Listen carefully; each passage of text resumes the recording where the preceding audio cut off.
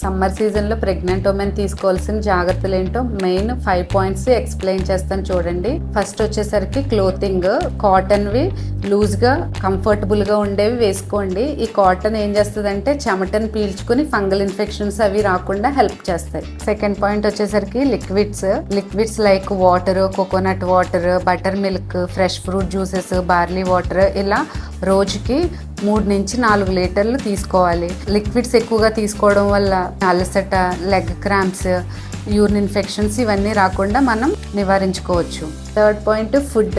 ఎప్పటికప్పుడు ఫ్రెష్గా ప్రిపేర్ చేసిన ఫుడ్ తీసుకోండి. బయట ఫుడ్లు కానీ మసాలాస్, ఎక్కువ వేయించినవి, పికిల్స్ అలాంటివి తీసుకోవద్దు. ఫ్రూట్స్ తీసుకునేటప్పుడు ఎక్కువ వాటర్ కంటెంట్ ఉండేవి, పుచ్చకాయ, కర్బూజా, యాపిల్ ఇలాంటివి డైట్ లో ఉండేటట్టు ఇంక్లూడ్ చేసుకోండి. ఫోర్త్ పాయింట్ ఏంటంటే ఎండ ఎక్కువగా ఉండే సమయంలో అంటే అరౌండ్ 11 నుంచి 4 మధ్యలో బయటికి వెళ్ళొద్దు. ఇన్ కేసు అత్యధిక పరిస్థితుల్లో వెళ్ళాల్సి వస్తే అంబ్రెల్లా యూస్ చేయండి. సన్ గ్లాసెస్ వేసుకోండి.